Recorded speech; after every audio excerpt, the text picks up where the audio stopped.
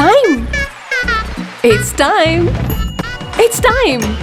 It's time to shop. ನಮ್ಮ CMR shopping mall ನ latest designs, trendy fashions, ಅನೇಕ ವೆರೈಟಿಯ ಹೊಸ ವಸ್ತ್ರಗಳೊಂದಿಗೆ ಈ ದಸರಾ ಫೆಸ್ಟಿವಲ್ ಅನ್ನು ಸೆಲೆಬ್ರೇಟ್ ಮಾಡೋಣ. ಸಿಎಂಆರ್ ಶಾಪಿಂಗ್ ಮಾಲ್ ನ ಅದ್ಭುತವಾದ ಶುಭ ಆರಂಭ ಆಫರ್ಗಳು 1+1 combo offer up to 51% off ಮತ್ತು ಇನ್ನೂ ಅನೇಕ. ನಮ್ಮ ಶಾಪಿಂಗಿನ ಬೆಸ್ಟ್ ಡೆಸ್ಟಿನೇಷನ್ ರಾಯಚೂರಿನಲ್ಲಿ. ಆರ್ಎಸ್ಎಸ್ ಪಥಸಂಚಲನದಲ್ಲಿ ಭಾಗಿಯಾಗಿದ್ದ ತಮ್ಮ ಸರ್ಕಾರಿ ಆಪ್ತ ಸಹಾಯಕನಾಗಿರುವ ಪಿಡಿಒ ಪ್ರವೀಣ್ ಅವರನ್ನು ನೋಟಿಸ್ ಕೊಡದೆ ಅಮಾನತು ಮಾಡಿರುವುದು ತಪ್ಪು ಎಂದು ಶಾಸಕ ಮಾನಪ್ಪ ವಜ್ಜಲ್ ಆಕ್ಷೇಪ ವ್ಯಕ್ತಪಡಿಸಿದರು. ಲಿಂಗಸುಗೂರಿನಲ್ಲಿ ಬಿಜೆಪಿ ಶಾಸಕ ಮಾನಪ್ಪ ವಜ್ಜಲ್ ಮಾಧ್ಯಮಗೋಷ್ಠಿಯಲ್ಲಿ ಮಾತನಾಡಿ, ಸರ್ಕಾರಕ್ಕೆ ಏನೇನು ಅವಕಾಶ ಇದೆ, ಅಧಿಕಾರ ಚಲಾಯಿಸುವ ಕೆಲಸ ಮಾಡುತ್ತಿದೆ. ಆರ್ಎಸ್ಎಸ್ ಸ್ವತಂತ್ರ ಪೂರ್ವದಿಂದ ಇದೆ. ಬ್ಯಾನ್ ಮಾಡಿದರೂ ತನ್ನ ಶಕ್ತಿಯಿಂದ ಪುನಃ ಜೀವ ಪಡೆದಿದೆ. ಪಥಸಂಚಲನದಲ್ಲಿ ತಲವಾರ್ ಬಾಂಬ್ ಹಿಡಿದುಕೊಂಡು ಯಾರೂ ಬಂದಿರಲಿಲ್ಲ. ಪಿಡಿಒ ಅಮಾನತು ಮಾಡುವಂತದ್ದು ಏನಿದೆ? ಹಳ್ಳಿಗಳಲ್ಲೂ ಆರ್ಎಸ್ಎಸ್ 100 ವರ್ಷದ ಸಂಭ್ರಮಾಚರಣೆ ಮಾಡುತ್ತಿದೆ. ಸರ್ಕಾರಿ ನೌಕರರು ಭಾಗಿಯಾಗುವುದು ಹೊಸದೇನಲ್ಲ. ಈ ಹಿಂದೆ 100 ಜನ ಭಾಗಿಯಾಗಿದ್ದಾರೆ. ಈ ತರ ಕ್ರಮ ತೆಗೆದುಕೊಂಡಿಲ್ಲ ಎಂದು ಹೇಳಿದರು. ಭ್ರಷ್ಟ ಅಧಿಕಾರಿಗಳ ಮೇಲೆ ಎಷ್ಟು ಬಾರಿ ದೂರು ಕೊಟ್ಟರೂ ಕ್ರಮ ಜರುಗಿಸುವುದಿಲ್ಲ. ಆರ್ಎಸ್ಎಸ್ ಪಥ ಸಂಚಲನದಲ್ಲಿ ಬಂದವರನ್ನು ಅಮಾನತ್ ಮಾಡಿದ್ದಾರೆ. ಆರ್ಎಸ್ಎಸ್ ಬಿಜೆಪಿ ಬಿಟ್ರೆ ಸರ್ಕಾರ ಬೇರೆ ಮಾತಾಡಲ್ಲ. ಪ್ರವಾಹವಾಗಿದೆ, ಜನ ಗೋಳೆ ಹೋಗುತ್ತಿದ್ದಾರೆ, ಅದರ ಬಗ್ಗೆ ಮಾತನಾಡಲ್ಲ. 1 ರೂಪಾಯಿ ಪರಿಹಾರ ನೀಡಿಲ್ಲ ಎಂದು ಅಸಮಾಧಾನ ಹೊರಹಾಕಿದರು. ವಿಧಾನಸೌಧದಲ್ಲಿ ಪಾಕಿಸ್ತಾನ ಜಿಂದಾಬಾದ್ ಎಂದವರ ವಿರುದ್ಧ ಕ್ರಮವಾಗಿಲ್ಲ. ಆರ್ಎಸ್ಎಸ್ ಪಥಸಂಚಲನದಲ್ಲಿ ಭಾಗವಹಿಸಿದರೆ ಅಮಾನತು ಮಾಡುತ್ತಾರೆ. ಬುದ್ಧಿವಂತ ಇರಲಿ ಅಂತ ಪಿಡಿಒ ನನ್ನ ಪಿಎ ಆಗಿ ಆಯ್ಕೆ ಮಾಡಿಕೊಂಡಿದ್ದೆ. ಲಿಸ್ಟ್ ತೆಗೆದು ನೋಡಿ, ಎಷ್ಟು ಜನ ಭಾಗಿಯಾಗಿದ್ದಾರೆ ಗೊತ್ತಾಗುತ್ತದೆ. ಕನಿಷ್ಠ ನೋಟಿಸ್ ಕೊಡದೆ ಅಮಾನತ್ ಮಾಡಿರುವುದು. ಇನ್ನು 8 ದಿನಗಳಲ್ಲಿ ಅಮಾನತ್ ವಾಪಸ್ ಪಡೆಯಿರಿ ಎಂದು ಆಗ್ರಹಿಸಿದರು. 4 ಓಟು ಬರ್ತವೆ ಅಂದ್ರೆ ಆರ್ಎಸ್ಎಸ್ ನವರನ್ನು ಕಾಂಗ್ರೆಸ್ ತನ್ನ ಪಕ್ಷಕ್ಕೆ ಸೆಳೆತಿದೆ. ಆರ್ಎಸ್ಎಸ್ ಕಾರ್ಯಕರ್ತ ಗೋವಿಂದ್ ನಾಯಕ ಈಗ ಕಾಂಗ್ರೆಸ್ ಮುಖಂಡ. ಆರ್ಎಸ್ಎಸ್ ಕಾರ್ಯಕರ್ತನನ್ನು ಕಾಂಗ್ರೆಸ್ನವರು ಲಿಂಗಸುಗೂರು ತಾಲೂಕು ಅಧ್ಯಕ್ಷ ಮಾಡಿದ್ದಾರೆ. ಆರ್ಎಸ್ಎಸ್ ಬ್ಯಾನ್ ವಿಚಾರ ಹೇಗೆ ಎದುರಿಸಬೇಕು ಅಂತ ಗೊತ್ತಿದೆ. ಮುಂದೆ ನಮ್ಮ ಹಿರಿಯರ ಸೂಚನೆ ಮೇರೆಗೆ ಬೀದಿಗೆ ಇಳಿಯುತ್ತೇವೆ. ಪ್ರಿಯಾಂಕ ಖರ್ಗೆ ಅವರು ಬಿಜೆಪಿ ಆರ್ಎಸ್ಎಸ್ ಅನ್ನು ನಿರ್ನಾಮ ಮಾಡಬೇಕು ಅಂದುಕೊಂಡಿದ್ದಾರೆ. ಅದು ಸಾಧ್ಯವಿಲ್ಲದ ಮಾತು. ಜನ ಬಹಳ ಗಮನಿಸಿದ್ದಾರೆ. ನನ್ನ ಪಿಎ ಅಮಾನತಿನ ಮೂಲಕ ನನ್ನ ತುಳಿಯಬೇಕು ಅಂತ ಯಾರಾದ್ರೂ ಅಂದುಕೊಂಡ್ರೆ ಅದಕ್ಕೆ ದೇವರಿದ್ದಾನೆ. ಯಾರಿಂದಲೂ ನನ್ನ ತುಳಿಯಲು ಆಗುವುದಿಲ್ಲ ಎಂದರು.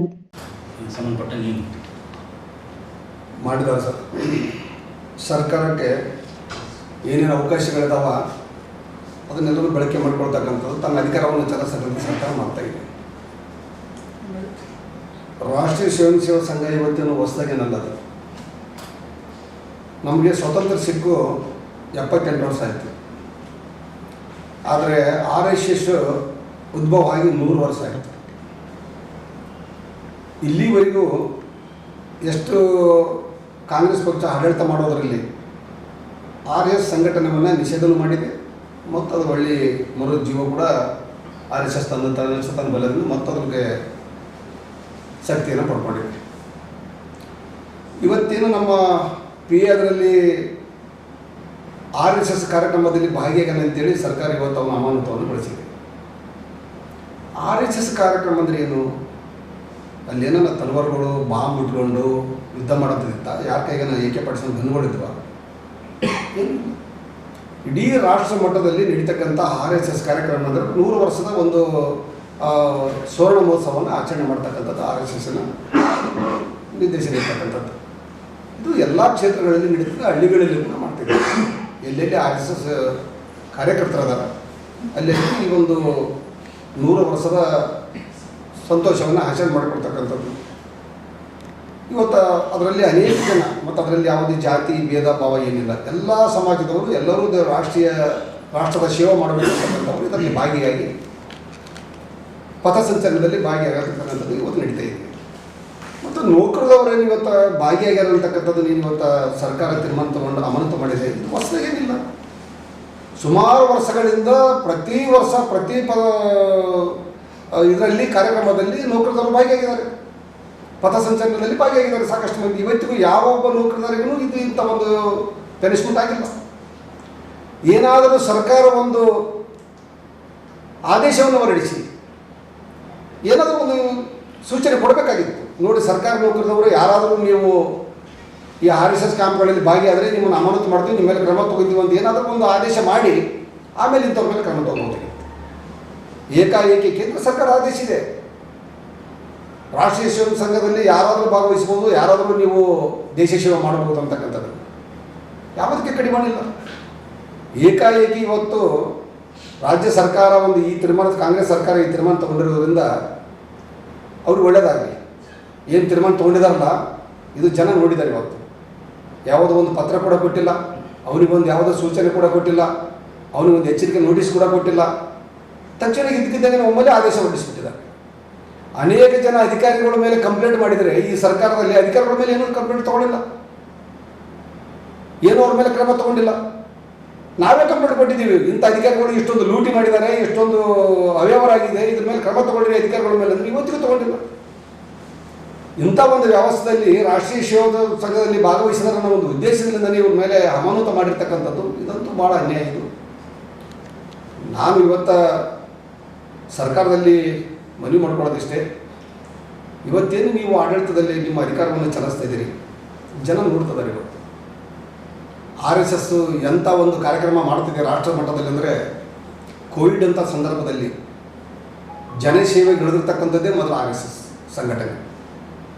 ಅವರಿಗೆ ಅಲ್ಲಿ ಔಷಧ ಕೊಡ್ತಕ್ಕಂಥದ್ದಾಗಲಿ, ಊಟ ಉಪಚಾರ ಮಾಡ್ತಕ್ಕಂಥದ್ದಾಗಲಿ, ಅವರಿಗೆ ವಸತಿಗಳನ್ನು ಅನುಕೂಲ ಮಾಡಿಕೊಡ್ತಕ್ಕಂಥದ್ದಾಗಲಿ, ಇದು RSS ಸಂಘ ಮೊದಲು ಫಸ್ಟು ಆ ಕೋವಿಡ್ ಸಂದರ್ಭದಲ್ಲಿ ಇಡೀ ದೇಶಾದ್ಯಂತ ಫಸ್ಟ್ ಅದು ಸೇವೆಗಳಿದ್ರೆ ಆ ಸ್ವಯಂ ಸೇವಾ ಸಂಘಗಳಿರ್ತಕ್ಕಂಥದ್ದು. ಇದು ಎಚ್ಚರಿಕೆ ಇಟ್ಕೋಬೇಕು, ನೋಡಬೇಕು, ಗಮನಿಸಬೇಕು. ಸ್ವಲ್ಪ ರಾಷ್ಟ್ರೀಯ ಸೇವಾ ಸಂಘ ಎಂಥ ಒಂದು ಕೆಲಸವನ್ನು ಮಾಡ್ತಿದೆ ರಾಷ್ಟ್ರ ಮಟ್ಟದಲ್ಲಿ ಅಂತಕ್ಕಂಥದ್ದು. ಅಂಥದ್ರ ಮೇಲೆ ಇವತ್ತು ಆಪಾದನೆ ಮಾಡ್ತಕ್ಕಂಥದ್ದು ಏನು ನಡೆದಿದೆ ಇವತ್ತಿಲ್ಲಿ. ಕಾಂಗ್ರೆಸ್ ಸರ್ಕಾರ ಯಾವತ್ತು 3 ವರ್ಷ ಮುಗಿತಾ ಬರ್ತದ್ದು. RSS BJP ಎರಡು ಬಿಟ್ಟರೆ ಇನ್ನೊಂದು ಸಬ್ಜೆಕ್ಟೇ ಇಲ್ಲ ಸರ್ಕಾರದಲ್ಲಿ. ಸ್ವಾಮಿ, ಇಷ್ಟೊಂದು ಮಳೆ ಆಗಿದೆ, ಬೆಳೆ ಹಾಳಾಗಿದ್ದಾವ, ಸಾವಿರಾರು ಎಕರೆ ಬೆಳೆ ಹಾಳಾಗಿದೆ, ಸಾವಿರಾರು ಕೋಟಿ ರೂಪಾಯಿ ಇವತ್ತು ನಷ್ಟ ಆಗಿದೆ. ರೈತ ಬೀದಿಗಿಳಿದಾನೆ, ಅವನು ಸಾಲ ಸೌಲ ಮಾಡ್ಕೊಂಡು ಗೇಸಿ ಊರು ಬಿಟ್ಟು ಗೂಳೆ ಹೋಗ್ತದಾನೆ ಇನ್ನೊಂದು ಕಡೆ. ಅದ್ರ ಕಡೆ ಸರ್ಕಾರಕ್ಕೆ ಯಾರು ಅಂತಿಲ್ಲ. ಪಕ್ಕದ ರಾಷ್ಟ್ರದಲ್ಲಿ ಇವತ್ತು ಮಹಾರಾಷ್ಟ್ರದಲ್ಲಿ 31,000 ಕೋಟಿ ರೂಪಾಯಿ ಘೋಷಣೆ ಮಾಡಿ ಕೃಷ್ಣಾ ನದಿ ಭೀಮಾ ತೀರದಲ್ಲಿ ಹಾಳಾದಂಥ ಎಲ್ಲ ಜನರಿಗೆ ಇವತ್ತು ಮಹಾರಾಷ್ಟ್ರದಲ್ಲಿ ಈಗಾಗಲೇ ಪರಿಹಾರ ಕೊಟ್ಬಿಟ್ಟಿದ್ದಾರೆ ಅವರಿಗೆ. ನಮ್ಮ ಸರ್ಕಾರ ಇಲ್ಲಿವರೆಗೂ ಇನ್ನೂ 1 ರೂಪಾಯಿ ಯಾವ ಒಬ್ಬ ರೈತರಿಗೂ ಪರಿಹಾರ ಕೊಡೋಕ್ಕಾಗ್ತಾ ಇಲ್ಲ. ಏನು ಒತ್ತು ಮಾಡಿದ್ರು RSS BJP, ಒತ್ತು ಮಾಡಿದ್ರು RSS BJP, ಇದೊಂದು ನಡ್ಕೊಂಡ್ಬಿಟ್ಟಿದೆ ಸರ್ಕಾರದಲ್ಲಿ. ಸ್ವಲ್ಪ ಸಮಸ್ಯೆ ಏನು ನಡೆದಿದೆ ರಾಜ್ಯ ಮಟ್ಟದಲ್ಲಿ ಕೂಡ ಗಮನ ಕೊಡಬೇಕಲ್ವಾ. ರೈತ ಇವತ್ತು ಯಾಕೆ ಕಷ್ಟದಲ್ಲಿರೋದಂತಕೊಂಡು ನೋಡ್ಬೇಕಲ್ವಾ. ಬೆಳೆ ಒಂದಲ್ಲ ಎರಡಲ್ಲ, ಪ್ರತಿಯೊಂದು ಎಕರೆದಲ್ಲಿ ಬೆಳೆ ಸಂಪೂರ್ಣ ಹಾಳಾಗಿದೆ. ರಸ್ತೆಗಳು ಡ್ಯಾಮೇಜ್ ಆಗಿಬಿಟ್ಟಿದಾವೆ, ಬ್ರಿಡ್ಜ್ಗಳು ಡ್ಯಾಮೇಜ್ ಆಗಿದಾವೆ. ಒಂದೂರಿಂದ ಒಂದೂರಿಗೆ ಸಂಪರ್ಕ ಹೋಗ್ಬೇಕಾಗಿದ್ದಾರೆ, ಹೋಗೋಕ್ಕಾಗ್ತಾ ಇಲ್ಲ, ಸಂಪರ್ಕ ಕಟ್ಟಾಗಿದೆ. ವಿದ್ಯುತ್ ಕಂಬಗಳು ಬಿದ್ದೋಗಿದ್ದಾವೆ, ವಾಯರ್ಗಳು ಕಟ್ಟಾಗಿದ್ದಾವೆ, ಕರೆಂಟ್ ಇಲ್ಲ ಕೆಲವೊಂದು ಊರುಗಳಲ್ಲಿ. ಇವತ್ತಿಗೂ ಕರೆಂಟ್ ಇಲ್ಲ. ಕತ್ತಲದಲ್ಲಿ ಮಕ್ಕಳು ಇವತ್ತು ವಿದ್ಯಾಭ್ಯಾಸ ಮಾಡೋಂಥ ಚಿಮಣಿ ಇಟ್ಕೊಂಡು ವಿದ್ಯಾಭ್ಯಾಸ ಮಾಡ್ತಿದ್ದಾರೆ ಜನ ಇವತ್ತಲ್ಲಿ ಮಕ್ಕಳು. ಜನರಿಗೆ ಓಡಾಡೋಕೆ ಇವತ್ತು ಆಗ್ತಾ ಇಲ್ಲ ಅಲ್ಲಿ. ಅಂಥ ಪರಿಸ್ಥಿತಿಯಲ್ಲಿದ್ದು ಸರ್ಕಾರ ಗಮನ ಕೊಡೋದು ಬಿಟ್ಟು ಬರೀ RSS BJP RSS BJP ಇದೆ. ಅದು ರಾಷ್ಟ್ರೀಯ ತನ್ನ ಸೇವೆ ಮಾಡ್ಕೊಂಡು ತನ್ನ ಆಕ್ಟಿವಿಟಿ ಮಾಡ್ಬೇಕಂತ ಕಂಪಲ್ಸರಿ ಮಾಡ್ತಾ ಇದೆ. ಅದಕ್ಕೆ ಯಾರು ಕರೆದಿಗೇಸಿ ನೀವು RSS ಬರೀ ಅಂತ ಯಾರು ಅವ್ರ ಮನೆ ಬಗ್ಗೆ ಯಾರು ಕರೆಯಕ್ಕೆ ಹೋಗಲ್ಲ. ಸ್ವಯಂ ಪ್ರೇರಿತವಾಗಿ ಎಲ್ಲರೂ ಹೋಗಿ ಅವ್ರು ಸೇವೆ ಮಾಡ್ತಕ್ಕಂಥದ್ದಕ್ಕೆಲ್ಲರೂ ಅಭಿಮಾನ ಸಂಘಟನೆ ಸೇವೆ ಮಾಡೋಕ್ಕಲ್ಲಿ ಹೋಗ್ತಾ ಇದ್ವಿ. ಇದು ರಾಜ್ಯ ರಾಷ್ಟ್ರ ಮಟ್ಟದಲ್ಲಿ ಅನೇಕ ಇವತ್ತು ಕೋಟಿ ಗಟ್ಟಲೆ ಸದಸ್ಯರನ್ನ ಪಡ್ಕೊಂಡು ಇವತ್ತಲ್ಲಿ ರಾಷ್ಟ್ರೀಯ ಸೇವೆ ಮಾಡ್ತಕ್ಕಂಥದ್ದು ನಡೀತಾ ಇದೆ. ಸರ್ಕಾರಕ್ಕೆ ನಾನು ಮನವಿ ಮಾಡ್ಕೊಳ್ಳೋದಿಷ್ಟೇ, ಇಂಥದ್ರ ಕಡೆ ಒಂದು ಸಣ್ಣ ಪುಟ್ಟದ ಕಡೆ ಗಮನ ಕೊಡೋದಕ್ಕಿಂತ ಬಿಟ್ಟು ಮೊದಲು ಪ್ರಾಮುಖ್ಯವಾಗಿರ್ತಕ್ಕಂಥದ್ದು ಏನಿದೆ, ಇವತ್ತು ಏನು ನಮ್ಮ ರಾಜ್ಯದಲ್ಲಿ ತೊಂದರೆ ಇದೆ, ಯಾರು ಇವತ್ತು ಸಂಘರ್ಷದಲ್ಲಿದ್ದಾರೆ ಅಂತ ಒಂದು ಬದುಕನ್ನು ಕೊಡ್ತಕ್ಕಂಥ ವ್ಯವಸ್ಥೆ ಮಾಡಿ, ಅಂಥವ್ರಿಗೆ ಪರಿಹಾರ ಕೊಡ್ತಕ್ಕಂಥ ವ್ಯವಸ್ಥೆ ಮಾಡಿ. ವಿಧಾನಸೌಧದಲ್ಲಿನೇ ಪಾಕಿಸ್ತಾನ ಜಿಂದಾಬಾದ್ ಅಂದರು. ಏನು ಮಾಡಿದ್ರು ಸ್ವಾಮಿ, ಅವ್ರ ಮೇಲೆ ಅದು ಕ್ರಮ ತೊಗೊಂಡಿರತ್ತ ನಾವು ಇಲ್ಲಿವರೆಗೆ ಯಾವ ಕ್ರಮ ಆಗಲಿಲ್ಲ. ಅಂಥವ್ರಿಗೆ ಪಾಕಿಸ್ತಾನ ಜಿಂದಾಬಾದ್ ಅಂದವ್ರಿಗೆ ಏನೂ ಮಾಡಲಿಲ್ಲ. ಒಂದು ಸೇವೆ ಮಾಡ್ತಕ್ಕಂಥ ಒಂದು ಸಂಘದಲ್ಲಿ ಹೋಗಿ ಪಾಪ ಅವನು ಡ್ರೆಸ್ಸಾಗಿ ನಿಂತದಕ್ಕೆ ಅವನು ಅಮಾನತು ಮಾಡಿ ಅವನ ಮೇಲೆ ಶಿಕ್ಷೆ ಕೊಡ್ತಕ್ಕಂಥ ವ್ಯವಸ್ಥೆ ಮಾಡಿದ್ರಲ್ಲ, ಇದು ದೊಡ್ಡ ಅನ್ಯಾಯ. ನಾವು ಮೀಸಲು ಕ್ಷೇತ್ರದ ಶಾಸಕರುಗಳು, ನಮ್ಮಲ್ಲಿ ಏನೋ ಒಂದು ಸ್ವಲ್ಪ ಒಬ್ಬರು ಬುದ್ಧಿವಂತರು ಇರಲಿಲ್ಲ ಅಂತೇಳಿ ಸಹ ಆಯ್ಕೆ ಮಾಡಿಕೊಂಡಿದ್ದೀವಿ. ಅಂಥವ್ರ ಮೇಲೆ ಇವತ್ತು ನೀವು ಕ್ರಮ ತೊಗೊಂಡಿಗೆ ಅವನು ಸಸ್ಪೆಂಡ್ ಮಾಡಿಬಿಟ್ರಿ. ಇಲ್ಲಿವರೆಗೂ ರಾಜ್ಯದಲ್ಲಿ ರಾಷ್ಟ್ರದಲ್ಲಿ ಲಿಸ್ಟ್ ತೆಗೆಸಿ ನೋಡ್ರಿ ಎಷ್ಟು ಮಂದಿ ನೌಕರದಾರ